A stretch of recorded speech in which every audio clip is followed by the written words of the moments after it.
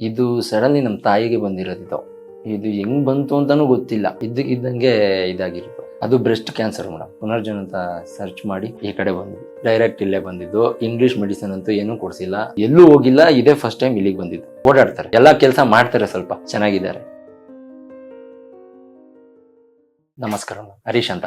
ನಮ್ದು ಇಲ್ಲಿ ತುಮಕೂರು ಡಿಸ್ಟಿಕ್ ಕೊರಟಗೆರೆ ತಾಲೂಕು. ನಮ್ಮ ತಾಯಿ ಮೇಡಮ್ ರತ್ನಮ್ಮ ಅಂತ. ಅವ್ರಿಗೆ 54 ಮೇಡಮ್. ನಮ್ಗೆ ಆಲ್ರೆಡಿ ಒಂದು 2 years ಆಗಿತ್ತು. ನಮ್ಮ ವೈಫ್ ಕರ್ಕೊಂಡು ಹೋಗಿದ್ರು, ಇಲ್ಲೇ ಬೆಂಗಳೂರಿಗೆ ಕರ್ಕೊಂಡ್ ಬಂದಿದ್ರು. ಅಲ್ಲಿ ಸ್ವಲ್ಪ ಎಲ್ಲ ರಿಪೋರ್ಟ್ ಎಲ್ಲ ನೋಡಿ ಇದ್ ಮಾಡ್ಬೇಕಂತ ಹೇಳಿದ್ರು. ಹಂಗಾಗಿ ಅವ್ರು ಸ್ವಲ್ಪ ವೀಕ್ ಇದ್ರು, ಹಂಗಾಗಿ ನಾವು ಮಾಡಿಸ್ಲಿಲ್ಲ. ಅದಕ್ಕೆ ಈ ಕಡೆದೊಂದು ಇದನ್ನ ಪುನರ್ಜನ್ ಅಂತ ಸರ್ಚ್ ಮಾಡಿ ಈ ಕಡೆ ಬಂದ್ವಿ. ಅದು ಬ್ರೆಸ್ಟ್ ಕ್ಯಾನ್ಸರ್ ಮೇಡಮ್. 1 year ಇಂದ ಜಾಸ್ತಿ ಆಗಿದೆ. ಅವರು ಅದೇ ಈ ತರ ಏನು ಬೇಡ ಹಂಗೆ ಹಿಂಗೆ ಅಂತ ಎಲ್ಲ ಹೇಳ್ತಾ ಇದ್ರು. ಅದು ಯಾವಾಗ ಸ್ವಲ್ಪ ಜಾಸ್ತಿ ಆಯ್ತೋ ಅವಾಗ ನಾವು ಇಲ್ಲಿ ಬಂದ್ವಿ. ಇದೇ ಫಸ್ಟ್ ಟ್ರೀಟ್ಮೆಂಟ್ ಇಲ್ಲೇ ಕೊಡಿಸ್ತಾ ಇರೋದು ನಾವು. ಇದು ಸಡನ್ಲಿ ನಮ್ಮ ತಾಯಿಗೆ ಬಂದಿರೋದು.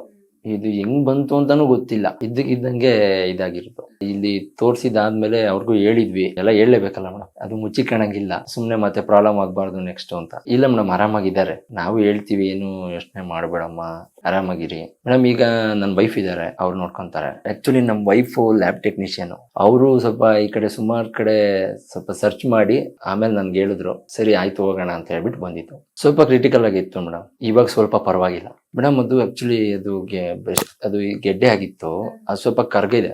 ಸೊ ಇನ್ನೊಂದ್ಸರಿ ಟ್ರೀಟ್ಮೆಂಟ್ ತಗೊಳೋಣ ಅಂತ ಡಾಕ್ಟರ್ ಸಜೆಸ್ಟ್ ಮಾಡಿದೀನಿ. ಈಗ ನೆಕ್ಸ್ಟ್ ಇದು ಆಗುತ್ತೆ ಅಂತ ಹೇಳಿದ್ದಾರೆ. ಓಡಾಡ್ತಾರೆ, ಎಲ್ಲಾ ಕೆಲಸ ಮಾಡ್ತಾರೆ. ಸ್ವಲ್ಪ ನಾವು ಜಾಸ್ತಿ ರೆಸ್ಟ್ ಮಾಡಮ್ಮ, ಏನು ಮಾಡ್ಬೇಡ ಅಂತ ಹೇಳಿದೀವಿ. ಚೆನ್ನಾಗಿದ್ದಾರೆ. ಡೈರೆಕ್ಟ್ ಇಲ್ಲೇ ಬಂದಿದ್ದು. ಇಂಗ್ಲಿಷ್ ಮೆಡಿಸಿನ್ ಅಂತೂ ಏನೂ ಕೊಡ್ಸಿಲ್ಲ, ಎಲ್ಲೂ ಹೋಗಿಲ್ಲ. ಇದೇ ಫಸ್ಟ್ ಟೈಮ್ ಇಲ್ಲಿಗೆ ಬಂದಿದ್ದು. ಅವರು ಸ್ಕೂಲಲ್ಲಿ ಅಡುಗೆ ಕೆಲಸ ಮಾಡ್ತಿದ್ರು, ಬಿಸಿ ಊಟ.